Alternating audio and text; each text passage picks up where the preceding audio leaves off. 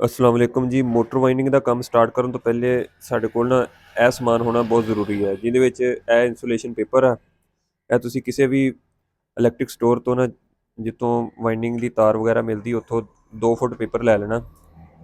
ਤੇ ਉਸ ਤੋਂ ਬਾਅਦ ਤੁਸੀਂ ਇੱਕ ਇਹ ਫਰਮਾ ਲੈਣਾ ਵਾ, ਇਹ 4 ਕੋਇਲ ਵਾਲਾ ਫਰਮਾ ਵਾ। ਇਹ ਵੀ ਕੋਈ 500-700 ਰੁਪਏ ਦਾ ਈਜ਼ੀਲੀ ਮਿਲ ਜਾਏਗਾ। ਉਸ ਤੋਂ ਬਾਅਦ ਤੁਸੀਂ ਇੱਕ 36 ਸਲਾਟ ਦੇ ਵਿੱਚ ਨਾ ਜਾਂ 32 ਸਲਾਟ ਦੇ ਵਿੱਚ ਮੋਟਰ ਲੈਣੀ ਹੈ। ਜਲੀ ਹੋਈ ਲੈ ਲਓ ਜਾਂ ਕੋਈ ਵੀ ਲੈ ਲਓ, ਤਾਂ ਕਿ ਉਸ ਦੇ ਉੱਤੇ ਤੁਹਾਨੂੰ ਸਿਖਾਇਆ ਜਾ ਸਕੇ। ਤੇ ਕੋਈ ਵੀ 36 ਸਲਾਟ ਦਾ ਜਾਂ 32 ਸਲਾਟ ਦਾ ਨਾ ਸਟੇਟਰ ਲੈ ਲੈਣਾ।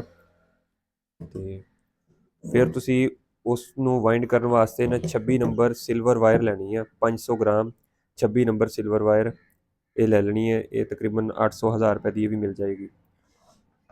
ਉਸ ਤੋਂ ਬਾਅਦ ਇੱਕ ਵਾਰਨਿਸ਼ ਦੀ ਬੋਤਲ ਲੈ ਲਿਓ, ਇਹ 100 ਰੁਪਏ ਦੀ ਇਹ ਆ ਜਾਏਗੀ। ਤੇ ਉਸ ਤੋਂ ਬਾਅਦ ਇਹ ਸਲੀਵਰ 1 ਨੰਬਰ ਤੇ 3 ਨੰਬਰ ਦੀਆਂ ਨਾ 2-2 ਸਲੀਪਾਂ ਲੈ ਲਿਓ, 2-2 4-4 ਬਸ। ਤੇ ਉਸ ਤੋਂ ਬਾਅਦ ਇਹ ਧਾਗਾ ਵਾ, ਇਹ ਲੈ ਲੈਣਾ ਵਾ ਮੋਟਰ ਨੂੰ ਕਾਟਨ ਕਰਨ ਵਾਸਤੇ। ਤੇ ਇਹ ਪੱਤਰੀ ਹੈ, ਇਹ ਪੇਪਰ ਬੈਂਡ ਕਰਨ ਵਾਸਤੇ। ਇਹ ਵੀ ਤੁਹਾਨੂੰ ਦੱਸ ਦਾਂਗੇ ਕਿਸ ਤਰ੍ਹਾਂ ਤਿਆਰ ਕਰਨੀ ਹੈ।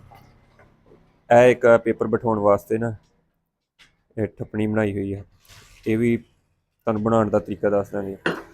ਤੇ ਇਹ ਸਟਿਕ ਆ, ਇਹ ਸ਼ੀਟ ਬੋਰਡ ਤੋੜ ਕੇ ਬਣਾਈ ਹੋਈ ਹੈ। ਇਹ ਅਗਰ ਤਾਰਾਂ ਉਲਝ ਰਹੀਆਂ ਹੋਣ ਤੇ ਉਹਨਾਂ ਨੂੰ ਸਿੱਧੀਆਂ ਕਰਨ ਵਾਸਤੇ ਹੈ। ਬਸ ਇਹ ਸ਼ਾਰਟ ਜਿਹਾ ਸਮਾਨ ਹੈ, ਤੁਸੀਂ ਮੈਨੂੰ ਲੈ ਲਓ ਤੇ ਉਸ ਤੋਂ ਬਾਅਦ ਫਿਰ ਇਨਸ਼ਾਅੱਲਾ ਕੰਮ ਸ਼ੁਰੂ ਕਰਦੇ ਹਾਂ।